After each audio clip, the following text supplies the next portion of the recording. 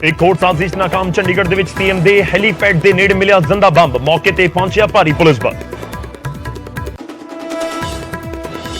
ਜਲੰਧਰ ਦੇ ਵਿੱਚ ਮੰਤਰੀ ਮੀਥੇਅਰ ਨੇ ਦੁਕਾਨਾਂ ਤੇ ਪੰਜਾਬੀ ਦੇ ਵਿੱਚ ਲਿਖੇ ਬੋਰਡ ਲਗਾਉਣ ਦੀ ਕੀਤੀ ਸ਼ੁਰੂਆਤ। ਕਿਹਾ 21 ਫਰਵਰੀ ਤੱਕ ਸਰਕਾਰੀ ਤੇ ਗੈਰ ਸਰਕਾਰੀ ਅਦਾਰਿਆਂ ਦੁਕਾਨਾਂ ਤੇ ਪੰਜਾਬੀ ਦੇ ਵਿੱਚ ਲਿਖੇ ਜਾਣ ਬੋਰਡ। 21 ਫਰਵਰੀ ਤੋਂ ਬਾਅਦ ਹੋਵੇਗੀ ਕਾਰਵਾਈ ਜਾਂ ਲੱਗੇਗਾ ਜੁਰਮਾਨਾ।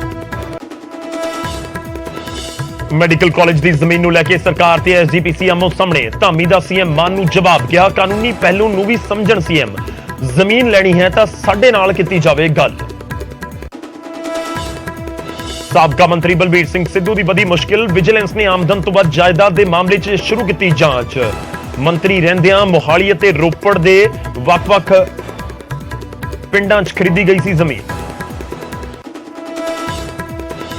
ਕੱਲ ਤੋਂ ਰਾਹੁਲ ਗਾਂਧੀ ਦੀ ਭਾਰਤ ਜੋੜੋ ਯਾਤਰਾ ਦਾ ਆਖਰੀ ਗੇੜ। ਕਾਂਗਰਸ ਨੇ ਜਾਰੀ ਕੀਤਾ ਸ਼ੈਡਿਊਲ। 11 ਜਨਵਰੀ ਨੂੰ ਪੰਜਾਬ ਆਵੇਗੀ ਯਾਤਰਾ। 19 ਜਨਵਰੀ ਨੂੰ ਇੱਕ ਦਿਨ ਵਾਸਤੇ ਹਿਮਾਚਲ ਦੇ ਵਿੱਚ ਪੈਦਲ ਮਾਰਚ। ਸੁਪਰੀਮ ਕੋਰਟ ਨੇ ਨੋਟਬੰਦੀ ਨੂੰ ਠਹਿਰਾਇਆ ਸਹੀ। ਕਿਹਾ ਨੋਟਬੰਦੀ ਦੀ ਪ੍ਰਕਿਰਿਆ ਦੇ ਵਿੱਚ ਕੋਈ ਗੜਬੜੀ ਨਹੀਂ। ਆਰਥਿਕ ਫੈਸਲੇ ਨੂੰ ਪਲਟਿਆ ਨਹੀਂ ਜਾ ਸਕਦਾ।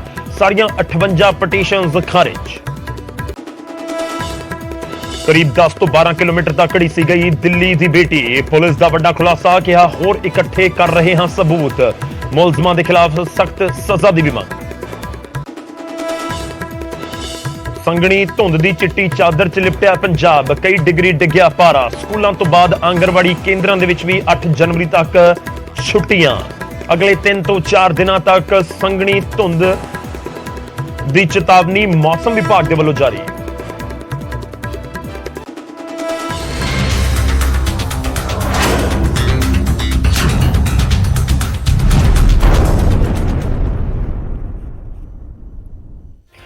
सत श्री अकाल, स्वागत है गौरव शुक्ला। मैं हां तुहाडे नाल हाज़र हां फर्क तां पैंदा है लेके। शुरुआत अज दिल्ली तो करन जा रहे हां। दिल्ली दे विच वापरी घटना जिसने सबनूं हैरान कर दिता कि वाकई कोई इस तरीके नाल भी किसी नूं घड़ीस सकदा है। जी हां, दिल्ली दे विच स्कूटी सवार कुड़ी नूं करीब 10 ਤੋਂ 12 किलोमीटर तक सड़क दे उत्ते घड़ीसिया गया ते इस पूरे मामले दे उत्ते दिल्ली पुलिस दी थ्योरी सवालां दे घेरे विच है।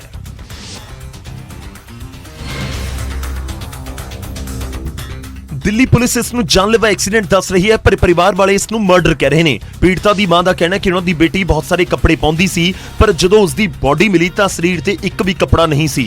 एक इहो जिहा एक्सीडेंट है।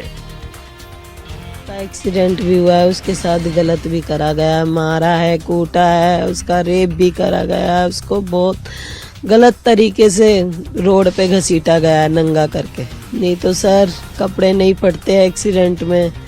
एक्सीडेंट तो हमने भी देखे हैं सर, बदन पे कपड़ा तो चिपक जाता है। दिल्ली ਦੇ ਕੰਝਾਵਲਾ ਇਲਾਕੇ ਦੇ ਵਿੱਚ 31 ਦਸੰਬਰ ਨੂੰ ਰਾਤ ਕਾਰ ਸਵਾਰ 5 ਨੌਜਵਾਨਾਂ ਨੇ 20 ਸਾਲ ਦੀ ਕੁੜੀ ਨੂੰ ਟੱਕਰ ਮਾਰ ਦਿੱਤੀ। ਹਾਦਸੇ ਤੋਂ ਬਾਅਦ ਨੌਜਵਾਨ ਕਾਰ ਲੈ ਕੇ ਭੱਜਣ ਲੱਗੇ। ਕੁੜੀ ਕਾਰ ਦੇ ਹੇਠਾਂ ਹੀ ਫਸੀ ਰਹੀ ਅਤੇ ਕਰੀਬ 10 ਤੋਂ 12 ਕਿਲੋਮੀਟਰ ਤੱਕ ਸੜਕ ਦੇ ਉੱਤੇ ਕਾਰ ਉਸ ਨੂੰ ਘੜੀਸਦੀ ਰਹੀ। ਪੁਲਿਸ ਦੇ ਮੁਤਾਬਕ ਉਸ ਦੀ ਮੌਕੇ ਦੇ ਉੱਤੇ ਹੀ ਮੌਤ ਹੋ ਚੁੱਕੀ ਸੀ। उस लड़की की जो बॉडी थी वो उस गाड़ी में कहीं स्टक की है और वो कई किलोमीटर तक, लगभग 10-12 किलोमीटर तक उन्होंने ड्रैग किया है और फिर वो किसी टर्निंग के दौरान कहीं पर वो बॉडी गिरी है। उसके बाद सभी के सभी जो अक्यूज्ड हैं वो पकड़े गए हैं, वो हमारी कस्टडी में है और उस पर फर्दर इन्वेस्टिगेशन जारी है। पुलिस ने कार सवार सारे 5 मुलजमां नूं गिरफ्तार कर लिया है जो 3 ਦਿਨਾਂ ਦੀ ਰਿਮਾਂਡ ਤੇ ਉੱਤੇ ਨੇ। ਪੁਲਿਸ ਨੇ ਉਹਨਾਂ तमाम ਖਬਰਾਂ ਦਾ ਖੰਡਨ ਕੀਤਾ ਹੈ ਜੋ ਸੋਸ਼ਲ ਮੀਡੀਆ ਦੇ ਉੱਤੇ ਫੈਲੀਆਂ ਹੋਈਆਂ ਤੇ ਅਫਵਾਹਾਂ ਦੇ ਉੱਤੇ ਧਿਆਨ ਨਾ ਦੇਣ ਦੀ ਵੀ ਅਪੀਲ ਕੀਤੀ ਹੈ। ਤਾਂ ਪੁਲਿਸ ਦੀ ਥਿਊਰੀ ਇਹ ਕਹਿ ਰਹੀ ਹੈ ਕਿ ਐਕਸੀਡੈਂਟ ਲੱਗ ਰਿਹਾ ਹੈ, ਪਰ ਦੂਜੇ ਪਾਸੇ ਸਰਕਾਰ ਦਿੱਲੀ ਦੇ ਵਿੱਚ ਕਰੜੀ ਸਜ਼ਾ ਦੀ ਮੰਗ ਕਰ ਰਹੀ ਹੈ। ਅਰਵਿੰਦ ਕੇਜਰੀਵਾਲ ਨੇ ਵੀ ਇਸ ਪੂਰੇ ਮਾਮਲੇ ਦੇ ਵਿੱਚ ਫਾਂਸੀ ਦੀ ਸਜ਼ਾ ਦੀ ਮੰਗ ਕੀਤੀ। ਉਧਰ ਦਿੱਲੀ ਦੇ ਜਾਨਲੇਵਾ ਐਕਸੀਡੈਂਟ ਦਾ ਜੋ ਸੀਸੀਟੀਵੀ ਫੁਟੇਜ ਸਾਹਮਣੇ ਆਇਆ, ਉਹਨਾਂ ਦੇ ਵਿੱਚ ਕਾਰ ਦੇ ਹੇਠਾਂ ਕੁੜੀ ਨੂੰ ਘਿਸੜਦੇ ਹੋਏ ਵੀ ਦੇਖਿਆ ਜਾ ਸਕਦਾ ਹੈ। ਇਹ ਤਸਵੀਰਾਂ ਸੀਸੀਟੀਵੀ ਦੇ ਵਿੱਚ ਨਜ਼ਰ ਆਈਆਂ ਨੇ, ਪਰ ਜੋ ਬੋਡੀ ਦੀਆਂ ਮ੍ਰਿਤਕ ਦੇਹ ਦੀਆਂ ਤਸਵੀਰਾਂ ਸੀ ਉਹ ਹੈਰਾਨ ਕਰ ਦੇਣ ਵਾਲੀਆਂ।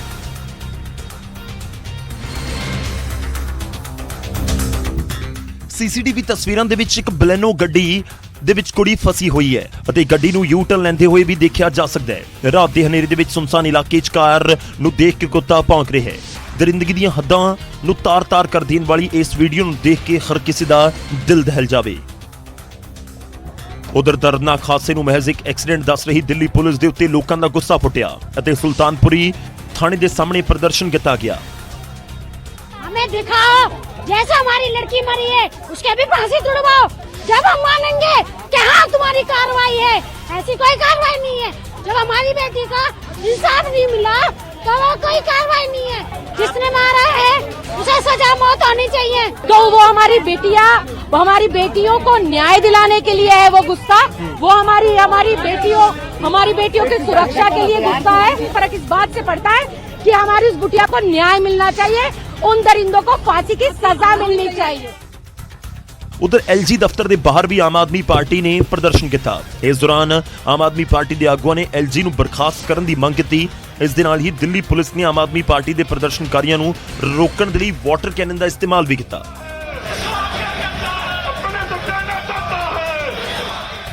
खैर इंसाफ की मांग हो रही है, पर इस सब दे विच वाला सवाल ही है कि एक एक्सीडेंट है या फिर मामला कुछ होर है, क्योंकि जिस तरीके नाल घड़ीसिया गया, ਜਿਹੜੇ ਲੋਕ ਗੱਡੀ ਚਲਾਉਂਦੇ ਨੇ ਬਖੂਬੀ ਜਾਣਦੇ ਹੋਣਗੇ ਕਿ ਜੇਕਰ ਗੱਡੀ ਦੇ ਟਾਇਰ ਦੇ ਹੇਠਾਂ ਇੱਕ ਛੋਟਾ ਜਿਹਾ ਪੱਥਰ ਵੀ ਆ ਜਾਵੇ ਤਾਂ ਪਤਾ ਲੱਗਦਾ ਹੈ ਕਿ ਬਾਕੀ ਇੰਨੇ ਜ਼ਿਆਦਾ ਨਸ਼ੇ ਦੇ ਵਿੱਚ ਸੀ ਇਹ ਲੋਕ ਜਿਹੜੇ ਪੰਜ ਗੱਡੀ ਸਵਾਰ ਸੀ ਕਿ ਉਹਨਾਂ ਨੂੰ ਪਤਾ ਨਹੀਂ ਲੱਗਿਆ ਕਿ ਇੱਕ ਨੌਜਵਾਨ ਕੁੜੀ ਉਹਨਾਂ ਦੀ ਗੱਡੀ ਦੇ ਹੇਠਾਂ ਲਗਾਤਾਰ ਉਸ ਨੂੰ ਘੜੀਸ ਰਹੇ ਨੇ। खैर कुड़ी की मौत हो चुकी है, पर सवाल बहुत सारे छड़ चुकी है पीछे और सियासत हो रही है इस पूरे मामले के उत्ते भी। खैर जब सियासत भी होवे किसी की मौत उत्ते भी फिर फर्क तब पैंदा है। अगे वधदे ते गल होवेगी हुण नोटबंदी की। केंद्र सरकार दे नोटबंदी के फैसले नूं सुप्रीम कोर्ट ने सही दस्सिया। 5 जजां दी बेंच ने यह फैसला सुनाया। हालांकि जज पंजो एक मत इस फैसले नूं लैके नहीं सी। सुप्रीम कोर्ट ने कहा कि 500 ते 1000 ਦੇ ਨੋਟ ਬੰਦ ਕਰਨ ਦੀ ਪ੍ਰਕਿਰਿਆ ਦੇ ਵਿੱਚ ਕੋਈ ਗੜਬੜੀ ਨਹੀਂ ਹੋਈ। ਬੈਂਚ ਨੇ ਇਹ ਵੀ ਕਿਹਾ ਕਿ ਆਰਥਿਕ ਫੈਸਲੇ ਨੂੰ ਪਲਟਿਆ ਨਹੀਂ ਜਾ ਸਕਦਾ। 5 ਜੱਜਾਂ ਦੀ ਬੈਂਚ ਦੇ 'ਚ ਫੈਸਲਾ 4-1 ਦੇ ਬਹੁਮਤ ਦੇ ਨਾਲ ਸੁਣਾਇਆ ਗਿਆ। ਇਹਨਾਂ ਦੇ ਵਿੱਚੋਂ ਜਸਟਿਸ BV ਨਾਗਰਤਨਾ ਨੇ ਬਾਕੀ 4 ਜੱਜਾਂ ਦੀ ਰਾਏ ਤੋਂ ਵੱਖ ਫੈਸਲਾ ਲਿਖਿਆ। ਉਹਨਾਂ ਨੇ ਕਿਹਾ ਕਿ ਨੋਟਬੰਦੀ ਦਾ ਫੈਸਲਾ ਗੈਰ ਕਾਨੂੰਨੀ ਸੀ, ਇਸ ਨੂੰ ਗਜਟ ਨੋਟੀਫਿਕੇਸ਼ਨ ਦੀ ਥਾਂ ਕਾਨੂੰਨ ਦੇ ਜ਼ਰੀਏ ਲਿਆਇਆ ਜਾਣਾ ਚਾਹੀਦਾ ਸੀ। ਹਾਲਾਂਕਿ ਉਹਨਾਂ ਨੇ किहा कि इसका सरकार के पुराने फैसले के उत्ते कोई असर नहीं पवेगा। ये तो बिल्कुल प्रोपोजिशन करेक्ट है कि कभी कभी बड़े फैसले जब लिए जाते हैं तो कहीं ना कहीं किसी न किसी को कठिनाई होती है, मगर एक सवाल आज भी खड़ा है कि क्या वो जो मुद्दे थे, क्या जो लक्ष्य थे डिमोनेटाइजेशन के, काले धन पर रोक लगाना, करप्शन खत्म करना, क्या वो मुद्दे हम अचीव कर सके हैं कि नहीं, क्या वो ऑब्जेक्टिव हम अचीव कर सके हैं नहीं, ये सवाल तो देश के सामने है। और इसको लेकर अगर विपक्ष कोई बात करना चाहे तो वो विपक्ष के विवेक के ऊपर है। कानूनी विवाद अब इस पर खत्म होना चाहिए। देश के सर्वोच्च न्यायालय ने अपनी मोहर लगाई है। प्रधानमंत्री मोदी ने 8 नवंबर 2016 ਨੂੰ ਦੇਸ਼ ਦੇ ਨਾਮ ਸੰਦੇਸ਼ ਦੇ ਵਿੱਚ 500 ਅਤੇ 1000 ਰੁਪਏ ਦੇ ਪੁਰਾਣੇ ਨੋਟ ਅੱਧੀ ਰਾਤ ਤੋਂ ਬੰਦ ਕਰਨ ਦਾ ਐਲਾਨ ਕੀਤਾ ਸੀ। ਯਾਨੀ ਪ੍ਰਧਾਨ ਮੰਤਰੀ ਦੇ ਐਲਾਨ ਦੇ 4 ਘੰਟੇ ਬਾਅਦ ਹੀ ਪੁਰਾਣੇ ਨੋਟ ਚੱਲਣ ਤੋਂ ਬਾਹਰ ਹੋ ਗਏ ਸਨ। ਸਰਕਾਰ ਦੇ ਵੱਲੋਂ ਅਚਾਨਕ ਸੁਣਾਏ ਗਏ ਇਸ ਫੈਸਲੇ ਦੇ ਖਿਲਾਫ ਦੇਸ਼ ਦੇ ਵਿੱਚ ਵੱਖ-ਵੱਖ ਹਾਈ ਕੋਰਟਸ ਦੇ ਵਿੱਚ ਕੁੱਲ 58 ਪਟੀਸ਼ਨਸ ਦਾਖਲ ਹੋਈਆਂ ਸਨ। ਸੁਪਰੀਮ ਕੋਰਟ ਨੇ ਸਾਰਿਆਂ ਦੀ ਸੁਣਵਾਈ ਇਕੱਠੇ ਕਰਨ ਦੇ ਹੁਕਮ ਦਿੱਤੇ, ਲਿਹਾਜ਼ਾ ਨੋਟਬੰਦੀ ਦੇ ਉੱਤੇ ਸਵਾਲ ਚੁੱਕਣ ਵਾਲੀਆਂ ਸਾਰੀਆਂ 58 ਪਟੀਸ਼ਨ ਖਾਰਜ ਹੋ ਗਈਆਂ। ਹਾਲਾਂਕਿ ਕੋਰਟ ਨੇ ਸਾਫ਼ ਕਰ ਦਿੱਤਾ ਸੀ ਕਿ ਨੋਟਬੰਦੀ ਦੇ ਫਾਇਦੇ ਨੁਕਸਾਨ ਦੇ ਆਧਾਰ ਦੇ ਉੱਤੇ ਉਹ ਫੈਸਲਾ ਨਹੀਂ ਸੁਣਾ ਰਹੇ ਨੇ। खैर इस मुद्दे उत्ते भी खूब सियासत हो रही है, क्योंकि बीजेपी विरोधियों को घेर रही है। दरअसल विरोधियों के वालों इस पूरे मुद्दे उत्ते सवाल चुके गए सी, पर सुप्रीम कोर्ट का फैसला बीजेपी को मौका दे रहा पलटवार करने का। उधर पंजाब बॉर्डर के उत्ते लगातार कौमांतरी बॉर्डर के उत्ते एक बार फिर तो पाकिस्तानी तस्करां ने ड्रोन नूं भारती सरहद दे विच भेजिया, पर इस बार गुरदासपुर की कमालपुर चौकी दे विच ड्रोन भेजिया गया।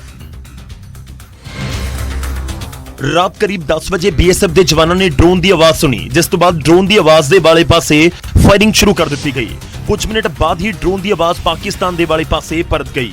सवेर होंदे ही BSF के जवानों के वालों एरिया दे विच सर्च ऑपरेशन चलाया गया। सर्च ऑपरेशन के दौरान पुलिस नूं खेतां दे विच डिग्गिया होया ड्रोन मिलिया। गुरदासपुर की कमालपुर चौकी दे विच पिछले 3 दिनों दे विच 3 बार पाकिस्तान के वालों ड्रोन की हरकत देखी गई। BSF के जवानों ने मुस्तैदी दिखाते हुए फायरिंग करके हर बार ड्रोन डिगा दिता। तो ड्रोन वाली साजिश लगातार हो रही है तो ड्रोन वापस भेज दिते जाते हैं फायरिंग तो बाद, या फिर देख भी दिते जाते हैं। पर इस सब दे विचाले जिहड़ी बरामदगी हो रही है या ड्रोन की जो हलचल है वो चिंता नूं जरूर वधाउंदी है। ਅਗਲੀ ਖਬਰ ਦਾ ਰੁਖ ਕਰਦੇ ਹਾਂ। ਖਬਰ ਹੈ ਪੰਜਾਬ ਤੇ ਪੰਜਾਬੀ ਦੇ ਨਾਲ ਜੁੜੀ ਹੋਈ। ਪੰਜਾਬ ਦੇ ਵਿੱਚ ਪੰਜਾਬੀ ਲਿਖਣੀ ਜ਼ਰੂਰੀ ਹੈ।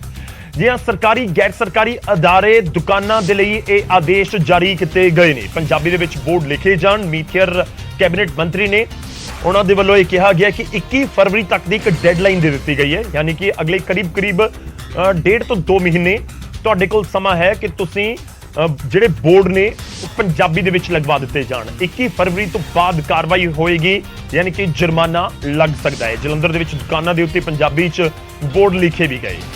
ਖੈਰ, ਪੰਜਾਬੀ ਹੋਵੇ ਸਭ ਤੋਂ ਪਹਿਲਾਂ, ਉਸ ਤੋਂ ਹੇਠਾਂ ਅੰਗਰੇਜ਼ੀ ਹੋਵੇ ਕੋਈ ਦਿੱਕਤ ਨਹੀਂ, ਪਰ ਹੁਣ ਪੰਜਾਬੀ ਵਾਲੇ ਬੋਰਡਸ ਲਗਾਉਣੇ ਲਾਜ਼ਮੀ ਜ਼ਰੂਰ ਕਰ ਦਿੱਤੇ ਗਏ ਨੇ। ਔਰ ਇਹ ਸਿਰਫ ਸਰਕਾਰੀ ਅਦਾਰਿਆਂ ਵਾਸਤੇ ਨਹੀਂ, ਸਰਕਾਰੀ ਗੈਰ ਸਰਕਾਰੀ ਪ੍ਰਾਈਵੇਟ ਜਿਹੜੇ ਅਦਾਰੇ ਨੇ ਉਹਨਾਂ ਵਾਸਤੇ ਵੀ, ਇਨਫੈਕਟ ਦੁਕਾਨਾਂ ਦੇ ਲਈ ਵੀ। ਤਾਂ ਜੇਕਰ ਤੁਸੀਂ ਕੋਈ ਦੁਕਾਨ ਦੇ ਉੱਤੇ ਇਸ ਸਮੇਂ ਬੈਠ ਕੇ ਫਰਕ ਤਾਂ ਪੈਂਦਾ ਹੈ ਦੇਖ ਰਹੇ ਹੋ, ਤਾਂ ਧਿਆਨ ਰੱਖੋ ਕਿ 21 ਫਰਵਰੀ ਤੋਂ ਪਹਿਲਾਂ ਤੁਹਾਡੀ ਦੁਕਾਨ ਦੇ ਉੱਤੇ ਲੱਗਿਆ ਬੋਰਡ ਪੰਜਾਬੀ ਵਾਲਾ ਹੋ ਜਾਵੇ, ਨਹੀਂ ਤਾਂ ਐਕਸ਼ਨ ਹੋ ਸਕਦਾ ਹੈ। ਜਿਹੜੀ ਪੰਜਾਬੀ ਭਾਸ਼ਾ ਉਹ ਅਸੀਂ ਸਰਕਾਰੀ ਗੈਰ ਸਰਕਾਰੀ ਜਿੰਨੇ ਵੀ ਅਦਾਰੇ ਹੈ, ਕੋਈ ਦੁਕਾਨਾਂ ਨੇ, ਉਹਨਾਂ ਦੇ ਬਾਹਰ ਲਿਖਣੀ ਜਿਹੜੀ ਹੈ ਉਹ ਲਾਜ਼ਮੀ ਜਿਹੜੀ ਹੈ ਉਹ ਕਰਨੀ ਹੈ। ਵੈਸੇ ਤਾਂ ਦੇਖੋ ਇਹ ਪੰਜਾਬੀ ਸੂਬਾ ਹੈਗਾ, ਬਹੁਤ ਪਹਿਲਾਂ ਇਹ ਜਿਹੜੇ ਸੀਐਮ ਰਹੇ ਨੇ, ਕੋਈ ਵੀ ਉਹਨਾਂ ਵੱਲੋਂ ਹੋ ਜਾਣਾ ਚਾਹੀਦਾ ਸੀ, ਪਰ ਕਿਉਂਕਿ ਭਗਵੰਤ ਮਾਨ ਜੀ ਮਿੱਟੀ ਨਾਲ ਜੁੜੇ ਹੋਏ, ਪੰਜਾਬੀ ਨਾਲ ਜੁੜੇ ਹੋਏ, ਪੰਜਾਬੀ ਨੂੰ ਪਿਆਰ ਕਰਨ ਵਾਲੇ ਮੁੱਖ ਮੰਤਰੀ ਨੇ, ਉਹਨਾਂ ਨੇ ਐਲਾਨ ਪਿਛਲੇ ਦਿਨ ਹੀ ਕੀਤਾ ਸੀ। ਉਹਨਾਂ ਨੇ ਕਿਹਾ ਸੀ ਕਿ 21 ਫਰਵਰੀ ਤੱਕ ਸਾਰਿਆਂ ਲਈ ਕਰਨਾ ਇਹ ਲਾਜ਼ਮੀ ਹੈ। ਜਿਹੜੇ ਨਹੀਂ ਕਰਨਗੇ ਤਾਂ ਉਸ ਤੋਂ ਬਾਅਦ ਜਿਹੜਾ ਉਹਨਾਂ ਵਿਰੁੱਧ ਜਿਹੜੀ ਕੋਈ ਕਾਰਵਾਈ, ਕੋਈ ਫਾਈਨ ਜਿਹੜਾ ਉਹ ਰੱਖਿਆ ਜਾਊਗਾ। ਤਾਂ ਦੁਕਾਨ ਦੇ ਬਾਹਰ ਪੰਜਾਬੀ ਵਾਲਾ ਬੋਰਡ ਜ਼ਰੂਰੀ ਹੈ। ਕੋਈ ਅਦਾਰਾ ਹੈ, ਸਰਕਾਰੀ ਹੈ, ਪ੍ਰਾਈਵੇਟ ਹੈ, ਬਾਹਰ ਪੰਜਾਬੀ ਵਾਲਾ ਬੋਰਡ, ਜੇ ਬੋਰਡ ਹੈ ਤਾਂ ਫਿਰ ਪੰਜਾਬੀ ਵਾਲਾ ਹੋਣਾ ਜ਼ਰੂਰੀ ਹੈ। ਮਤਲਬ ਜੇ 21 ਫਰਵਰੀ ਤੱਕ ਵੀ ਤੁਸੀਂ ਪੰਜਾਬੀ ਵਾਲਾ ਬੋਰਡ ਨਾ ਲਗਵਾਇਆ, ਜਾਂ ਜਿਹੜਾ ਬੋਰਡ ਲੱਗਿਆ ਹੋਇਆ ਉਸ ਨੂੰ ਪੰਜਾਬੀ 'ਚ ਨਾ ਕਰਵਾਇਆ, ਫਿਰ ਫਰਕ ਤਾਂ ਪੈ ਸਕਦਾ ਹੈ। ਅੱਗੇ ਵਧਦੇ ਨਵੇਂ ਸਾਲ ਦੇ ਉੱਤੇ ਕੈਨੇਡਾ ਦੇ ਪ੍ਰਧਾਨ ਮੰਤਰੀ ਜਸਟਿਨ ਟਰੂਡੋ ਨੇ ਪੰਜਾਬੀਆਂ ਨੂੰ ਇੱਕ ਵੱਡਾ ਝਟਕਾ ਦਿੱਤਾ। ਭਾਰਤੀਆਂ ਦੇ ਨਾਲ-ਨਾਲ ਕੈਨੇਡਾ ਦੇ ਵਿੱਚ ਗਿਆ ਕੋਈ ਵੀ ਵਿਦੇਸ਼ੀ ਹੁਣ ਉੱਥੇ ਪ੍ਰਾਪਰਟੀ ਨਹੀਂ ਖਰੀਦ ਸਕੇਗਾ। ਦਰਅਸਲ ਘਰਾਂ ਦੀ ਕਮੀ ਦਾ ਸਾਹਮਣਾ ਕਰ ਰਹੇ ਕੈਨੇਡਾ ਦੇ ਰੈਜ਼ੀਡੈਂਸ਼ੀਅਲ ਪ੍ਰਾਪਰਟੀ ਖਰੀਦਣ ਵਾਲੇ ਵਿਦੇਸ਼ੀਆਂ ਦੇ ਉੱਤੇ ਬੈਨ ਲਗਾਇਆ ਗਿਆ ਹੈ। ਇਹ ਬੈਨ ਇਸ ਸਾਲ ਦੀ ਸ਼ੁਰੂਆਤ ਤੋਂ ਹੀ ਸ਼ੁਰੂ ਹੋ ਗਿਆ ਹੈ। ਕੈਨੇਡਾ ਸਰਕਾਰ ਨੇ ਇਸ ਨਿਯਮ ਨੂੰ ਲਾਗੂ ਕਰਨ ਤੋਂ ਬਾਅਦ ਇਹ ਸਾਫ਼ ਕੀਤਾ ਕਿ ਬੈਨ ਸਿਰਫ ਸ਼ਹਿਰੀ ਇਲਾਕਿਆਂ ਦੇ ਉੱਤੇ ਹੀ ਲਾਗੂ ਹੋਵੇਗਾ। ਕੈਨੇਡਾ ਦੇ ਪ੍ਰਧਾਨ ਮੰਤਰੀ ਜਸਟਿਨ ਟਰੂਡੋ ਨੇ 2021 ਦੇ ਵਿੱਚ ਚੋਣ ਮੁਹਿੰਮ ਦੇ ਦੌਰਾਨ ਹੀ ਲੋਕਾਂ ਦੀ ਸਹੂਲਤ ਦੇ ਲਈ ਪ੍ਰਾਪਰਟੀ ਨੂੰ ਲੈ ਕੇ ਮਤਾ ਰੱਖਿਆ ਸੀ। ਕੈਨੇਡਾ ਦੇ ਵਿੱਚ ਵੱਧਦੀਆਂ ਕੀਮਤਾਂ ਦੀ ਵਜ੍ਹਾ ਦੇ ਨਾਲ ਕਈ ਲੋਕ ਘਰ ਨਹੀਂ ਖਰੀਦ ਪਾ ਰਹੇ। ਸਥਾਨਕ ਲੋਕਾਂ ਨੂੰ ਫਾਇਦਾ ਪਹੁੰਚਾਉਣ ਦੇ ਲਈ ਇਹ ਫੈਸਲਾ ਲਿਆ ਗਿਆ। ਕੈਨੇਡਾ ਦੇ ਵਿੱਚ ਘਰ ਖਰੀਦਣ ਵਾਲਿਆਂ ਦੀ ਮੰਗ ਬੀਤੇ ਕੁਝ ਸਮੇਂ ਦੇ ਵਿੱਚ ਕਾਫੀ ਵਧੀ ਹੈ। ਲੋਕ ਕੈਨੇਡਾ ਦੇ ਵਿੱਚ ਪ੍ਰੋਫਿਟ ਪ੍ਰਾਪਰਟੀ ਖਰੀਦਣ ਅਤੇ ਵੇਚਣ ਦੇ ਵਿੱਚ ਲੱਗੇ ਨੇ। ਸਰਕਾਰ ਨੇ ਸਾਫ਼ ਕੀਤਾ ਕਿ ਘਰ ਲੋਕਾਂ ਦੇ ਲਈ ਹੈ, ਇਨਵੈਸਟਰਸ ਦੇ ਲਈ ਨਹੀਂ। ਕੈਨੇਡਾ ਸਰਕਾਰ ਇਸ ਤੋਂ ਪਹਿਲਾਂ ਸਟੱਡੀ ਅਤੇ ਪੀਆਰ ਵੀਜ਼ਾ ਅਪਲਾਈ ਕਰਨ ਵਾਲਿਆਂ ਨੂੰ ਵੀ ਝਟਕਾ ਦੇ ਚੁੱਕੀ ਹੈ ਅਤੇ ਲੰਘੇ ਸਾਲ ਵੱਡੀ ਗਿਣਤੀ 'ਚ ਵੀਜ਼ਾ ਰਿਜੈਕਟ ਕਰ ਦਿੱਤੇ ਗਏ ਸਨ। ਤਾਂ ਬਹੁਤ ਵੱਡੀ ਗਿਣਤੀ ਦੇ ਵਿੱਚ ਪੰਜਾਬ ਦੇ ਜਿਹੜੇ ਵਸਨੀਕ ਨੇ ਕੈਨੇਡਾ ਦੇ ਵਿੱਚ ਰਹਿੰਦੇ ਨੇ, ਉੱਥੇ ਵਸਦੇ ਨੇ ਜਾ ਕੇ, ਔਰ ਕਈ ਜਾਣਾ ਵੀ ਚਾਹੁੰਦੇ ਨੇ।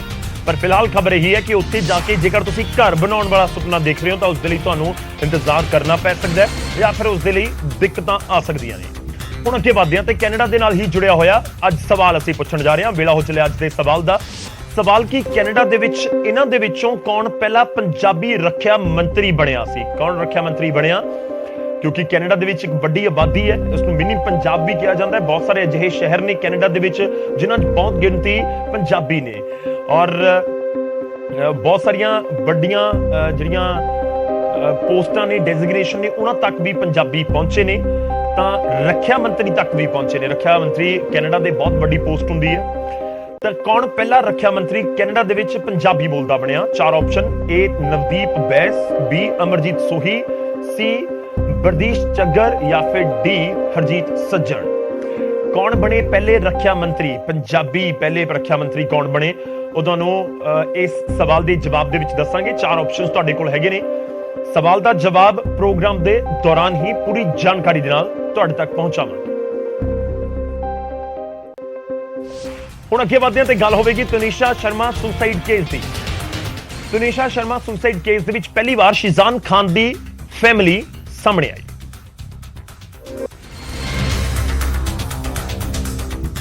ਸ਼ਿਜ਼ਾਨ ਦੀ ਮਾਂ ਤੇ ਭੈਣਾਂ ਨੇ ਤਨੀਸ਼ਾ ਦੀ ਮਾਂ ਵਨੀਤਾ ਦੇ ਸਾਰੇ ਇਲਜ਼ਾਮਾਂ ਨੂੰ ਖਾਰਿਜ ਕਰ ਦਿੱਤਾ। ਸ਼ਿਜ਼ਾਨ ਦੀਆਂ ਭੈਣਾਂ ਫਲਕ ਅਤੇ ਸ਼ਫਕ ਨੇ ਕਿਹਾ ਕਿ ਅਸੀਂ ਤਾਂ ਕਦੇ ਤਨੀਸ਼ਾ ਨੂੰ ਦਰਗਾਹ ਨਹੀਂ ਲੈ ਕੇ ਗਏ। ਹਿਜਾਬ ਦੀ ਜੋ ਗੱਲ ਕਹੀ ਗਈ ਉਹ ਗਲਤ ਹੈ। ਤਨੀਸ਼ਾ ਨੇ ਹਿਜਾਬ ਟੀਵੀ ਸੀਰੀਅਲ ਦੀ ਸ਼ੂਟਿੰਗ ਦੇ ਦੌਰਾਨ ਪਾਇਆ ਸੀ।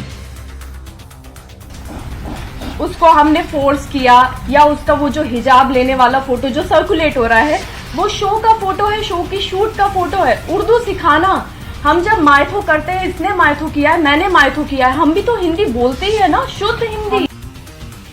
ਤਨੀਸ਼ਾ ਦੀ ਮਾਂ ਦੇ ਧਰਮ ਪਰਿਵਰਤਨ ਦੇ ਲਈ ਦਬਾਅ ਬਣਾਉਣ ਵਾਲੇ ਇਲਜ਼ਾਮਾਂ ਨੂੰ ਵੀ ਸ਼ਿਜ਼ਾਨ ਦੀ ਫੈਮਿਲੀ ਨੇ ਖਾਰਿਜ ਕਰ ਦਿੱਤਾ।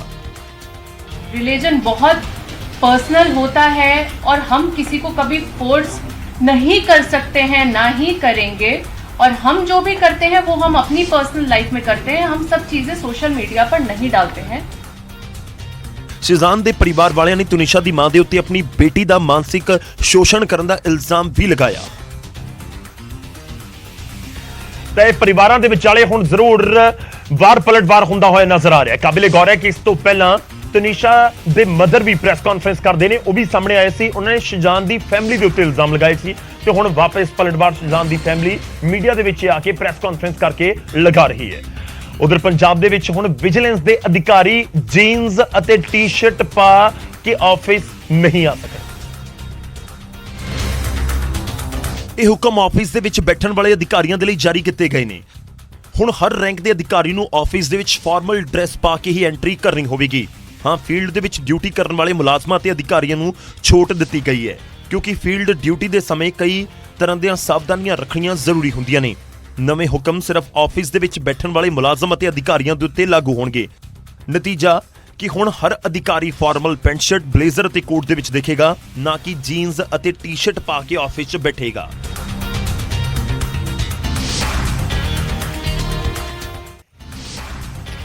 ਕਹਿ ਰਹੇ ਆਦੇਸ਼ ਜਾਰੀ ਕਰ ਦਿੱਤੇ ਗਏ ਨੇ, ਪਰ ਜਦੋਂ ਆਫਿਸ ਆਉਣ ਦੇ ਲਈ ਤੁਹਾਨੂੰ ਦੱਸਿਆ ਜਾਵੇ ਕਿ ਤੁਸੀਂ ਇਹ ਪਾ ਸਕਦੇ ਹੋ ਤੇ ਉਹ ਨਹੀਂ ਪਾ ਸਕਦੇ, ਫਿਰ ਫਰਕ ਤਾਂ ਪੈਂਦਾ ਹੈ। ਉਧਰ ਅੰਮ੍ਰਿਤਸਰ ਦੀ ਢੀਂਗਰਾ ਕਾਲੋਨੀ ਦੇ ਵਿੱਚ ਲੋਕਾਂ ਨੇ 3 ਪੁਲਿਸ ਮੁਲਾਜ਼ਮਾਂ ਦੇ ਉੱਤੇ ਨਸ਼ਾ ਕਰਨ ਦੇ ਇਲਜ਼ਾਮ ਲਗਾਏ ਤੇ ਲੋਕਾਂ ਨੇ ਮੌਕੇ ਤੇ ਹੀ ਪੁਲਿਸ ਮੁਲਾਜ਼ਮ ਨੂੰ ਕਾਬੂ ਕਰ ਲਿਆ। ਇਲਜ਼ਾਮ ਨੇ ਕਿ ਤਿੰਨੋਂ ਨਸ਼ਾ ਪੀਣ ਦੇ ਆਦੀ ਨੇ ਤੇ ਹਰ ਰੋਜ਼ ਕਲੋਨੀ ਦੇ ਵਿੱਚ ਇੱਕੋ ਥਾਂ ਤੇ ਗੱਡੀ ਖੜੀ ਕਰਕੇ ਨਸ਼ਾ ਕਰਦੇ ਨੇ। ਇਹ ਆਣ ਕੇ ਤੇ ਇੱਥੇ ਰੋਜ਼ ਇਹ ਗੱਡੀ ਖਿਲਾਰ ਕੇ ਸਮੈਕ ਪੀਂਦੇ ਸੀ। ਇੱਕ ਜਨਾਲੇ ਡਿਊਟੀ ਕਰਦਾ ਵਾ, ਇੱਕ ਲੋਪੋਗੀ। ਜਿਹੜਾ ਲੋਪੋਗੇ ਵਾਲਾ ਵਾ ਉਹ ਆਣ ਕੇ ਉਹਨੇ ਪੈਸੇ ਦਿੱਤੇ ਆ, ਇਹ ਸਮੈਕ ਲੈ ਕੇ ਆਏ ਨੇ ਗੱਡੀ ਦੇ ਵਿੱਚ ਪੀਂਦਿਆਂ ਦੀ। ਸਾਡੇ ਕੋਲ ਵੀਡੀਓ ਵਾ, ਹਾਂ ਸਾਡੇ ਕੋਲ ਵੀਡੀਓ ਹੈਗੀ ਜਿਹਨਾਂ ਦੀ ਸਮੈਕ ਪੀਂਦਿਆਂ ਦੀ ਵੀਡੀਓ। ਪਰ ਜਦੋਂ ਇਸ ਬਾਰੇ ਕਾਬੂ ਕੀਤੇ ਗਏ ਪੁਲਿਸ ਮੁਲਾਜ਼ਮਾਂ ਨੂੰ ਪੁੱਛਿਆ ਗਿਆ ਤਾਂ ਉਹਨਾਂ ਨਸ਼ਾ ਕਰਨ ਤੋਂ ਸਾਫ਼ ਇਨਕਾਰ ਕਰ ਦਿੱਤਾ। ਤੇ ਡਿਊਟੀ ਕਰਦੇ ਜੀ? ਡਿਊਟੀ ਪੁਲਿਸ ਲੈਂਡ ਬੋਰਡ ਕਰਦਾ ਜੀ। ਇਹ ਨਸ਼ਾ ਕਿਹੜਾ ਕਰਦੇ ਜੀ? ਕੋਈ ਨਸ਼ਾ ਨਹੀਂ, ਸਾਰਾ ਹੀ ਖਲੋਤੇ ਹਾਂ ਗੱਡੀ ਦੇ ਵਿੱਚ। ਜਿਹੜੀ ਸਿਰਿੰਜ ਪਈ ਗੱਡੀ ਦੀ ਉਹ ਸਾਡੀ ਨਹੀਂ ਹੈ ਜੀ। ਕਿਹਦੀ ਹੈਗੀ? ਉਹ ਪਤਾ ਨਹੀਂ ਸਾਨੂੰ ਕਿਹਦੀ। ਸਾਡੇ ਤੁਸੀਂ ਚੈੱਕ ਕਰ ਲਓ, ਸਰੀਰ ਕਿਤੇ ਸਿਰਿੰਜ ਵੱਜੀ ਹੋਵੇ ਤਾਂ ਵੀ ਦੇਣਦਾਰ ਹੈ ਜੀ। ਸਾਡੀ ਤੁਸੀਂ ਗੱਡੀ ਚੈੱਕ ਕਰ ਲਓ, ਕੋਈ ਚੈੱਕ ਕਰ ਲਓ, ਕੁਛ ਨਹੀਂ ਹੈ। ਟੀਕੇ ਲਗਾਉਣਾ ਵਿਖਾ ਦਿਓ ਜੀ, ਸਾਨੂੰ ਜੋ ਮਰਜ਼ੀ ਸਜ਼ਾ ਦੇ ਦਿਓ। ਲੋਕਾਂ ਦਾ ਇਲਜ਼ਾਮ ਹੈ ਕਿ ਮੁਲਜ਼ਮਾਂ ਦੀ ਗੱਡੀ ਦੇ ਵਿੱਚੋਂ ਖੂਨ ਦੇ ਨਾਲ ਲਿਬੜੀਆਂ ਸਰਿੰਜਾਂ ਅਤੇ ਨਸ਼ੇ ਦੇ ਟੀਕੇ ਵੀ ਬਰਾਮਦ ਕੀਤੇ ਗਏ ਨੇ। ਫਿਲਹਾਲ ਫੜੇ ਗਏ ਵਿਅਕਤੀਆਂ ਨੂੰ ਪੁਲਿਸ ਦੇ ਹਵਾਲੇ ਕਰ ਦਿੱਤਾ ਗਿਆ ਹੈ। ਕਰ ਨਸ਼ੇ ਦੇ ਖਿਲਾਫ ਪੁਲਿਸ ਇੱਕ ਪਾਸੇ ਕਰੜਾ ਐਕਸ਼ਨ ਕਰਨ ਦੀ ਕੋਸ਼ਿਸ਼ ਕਰਦੀ ਹੈ ਤੇ ਦਾਅਵਾ ਕਰਦੀ ਹੈ, ਪਰ ਜਦੋਂ ਪੁਲਿਸ ਮੁਲਾਜ਼ਮਾਂ ਦੇ ਉੱਤੇ ਹੀ ਇਸ ਤਰੀਕੇ ਨਾਲ ਨਸ਼ੇ ਵਾਲੇ ਇਲਜ਼ਾਮ ਲੱਗਣ ਫਿਰ ਫਰਕ ਤਾਂ ਪੈਂਦਾ ਹੈ। ਅਗਲੀ ਖਬਰ ਦਾ ਰੁਖ ਕਰਦੇ ਹਾਂ। ਖਬਰ ਹੈ ਰੋਪੜ ਤੋਂ, ਜਿੱਥੇ ਖੁੱਲਿਆ ਹੋਇਆ ਸੀ ਸਕੂਲ ਤੇ ਉਸ ਨੂੰ ਕਰ ਦਿੱਤਾ ਗਿਆ ਨੋਟਿਸ ਜਾਰੀ। ਰੋਪੜ ਦੇ ਵਿੱਚ ਪ੍ਰਾਈਵੇਟ ਸਕੂਲ ਨੂੰ ਨੋਟਿਸ ਜਾਰੀ ਕੀਤਾ ਗਿਆ। ਦਰਅਸਲ ਹਦਾਇਤਾਂ ਤੋਂ ਬਾਅਦ ਵੀ ਸਕੂਲ ਖੁੱਲਿਆ ਹੋਇਆ ਸੀ। ਸਕੂਲ ਨੂੰ ਕਾਰਨ ਦੱਸੋ ਨੋਟਿਸ ਜਾਰੀ ਕੀਤਾ ਗਿਆ। ਕਾਬਿਲੇ ਗੌਰ ਹੈ ਕਿ ਔਰ ਇਹ ਵੀ ਤੁਹਾਨੂੰ ਦੱਸ ਦਈਏ ਕਿ ਭਲਕੇ ਤੱਕ ਹੀ ਸਕੂਲ ਨੂੰ ਜਵਾਬ ਵੀ ਦੇਣਾ ਹੋਏਗਾ। ਤੁਹਾਨੂੰ ਦੱਸ ਦਈਏ ਕਿ ਜਿਵੇਂ ਸਰਕਾਰ ਦੇ ਵੱਲੋਂ ਇੱਕ ਦਿਨ ਪਹਿਲਾਂ ਹੀ ਸਾਫ਼ ਕਰ ਦਿੱਤਾ ਗਿਆ ਐਤਵਾਰ ਨੂੰ ਕਿ ਅਗਲੇ ਐਤਵਾਰ ਤੱਕ ਯਾਨੀ ਕਿ 8 ਜਨਵਰੀ ਤੱਕ ਸਾਰੇ ਸਕੂਲ ਪ੍ਰਾਈਵੇਟ ਸਰਕਾਰੀ ਬੰਦ ਰਹਿਣਗੇ, ਕਿਉਂਕਿ ਜ਼ਬਰਦਸਤ ਇਸ ਸਮੇਂ ਠੰਡ ਪੰਜਾਬ ਦੇ ਵਿੱਚ ਪੈ ਰਹੀ ਹੈ ਤੇ ਬੱਚਿਆਂ ਦੀ ਸਿਹਤ ਨੂੰ ਧਿਆਨ ਦੇ ਵਿੱਚ ਰੱਖਦੇ ਹੋਏ ਸੂਬੇ ਦੇ ਸਿੱਖਿਆ ਮੰਤਰੀ ਹਰਜੋਤ ਬੈਂਸ ਦੇ ਵੱਲੋਂ ਇਹ ਡਿਸੀਜਨ ਲਿਆ ਗਿਆ ਤੇ ਉਹਨਾਂ ਨੇ ਆਦੇਸ਼ ਜਾਰੀ ਕੀਤੇ ਤਾਂ ਹਰ ਕਿਸੇ ਦੇ ਉੱਤੇ ਇੰਪਲੀਮੈਂਟ ਹੋਣੇ ਸੀ। ਇਹ ਸਾਫ਼ ਕਰ ਦਿੱਤਾ ਗਿਆ ਸੀ, ਪਰ ਬਾਵਜੂਦ ਇਸ ਦੇ ਜਿਹੜੇ ਸਕੂਲ ਖੁੱਲੇ ਨਜ਼ਰ ਆਏ ਉਹਨਾਂ ਦੇ ਉੱਤੇ ਵੀ ਐਕਸ਼ਨ ਦੇ ਮੋਡ ਦੇ ਵਿੱਚ ਸਰਕਾਰ ਨਜ਼ਰ ਆ ਰਹੀ ਹੈ।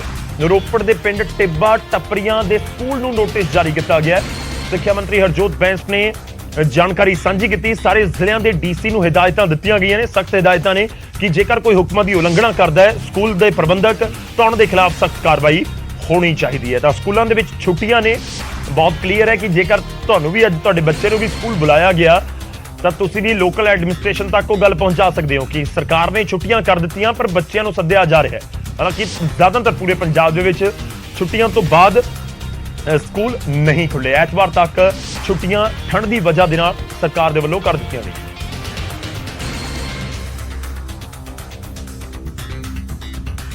ਤੇ ਕੁਝ ਅਜਿਹਾ ਹੀ ਮਾਮਲਾ ਸਾਹਮਣੇ ਆਇਆ ਹੁਸ਼ਿਆਰਪੁਰ ਤੋਂ। ਸਰਕਾਰ ਦੇ ਵੱਲੋਂ ਧੁੰਦ ਅਤੇ ਠੰਡ ਦੀ ਵਜ੍ਹਾ ਦੇ ਨਾਲ ਸਕੂਲਾਂ ਦੀਆਂ ਛੁੱਟੀਆਂ 'ਚ ਵਾਧਾ ਕੀਤਾ ਗਿਆ ਹੈ, ਪਰ ਕੁਝ ਸਕੂਲ ਪ੍ਰਬੰਧਕ ਸਰਕਾਰੀ ਹੁਕਮਾਂ ਨੂੰ ਛਿੱਕੇ ਟੰਗਦੇ ਨਜ਼ਰ ਆਏ।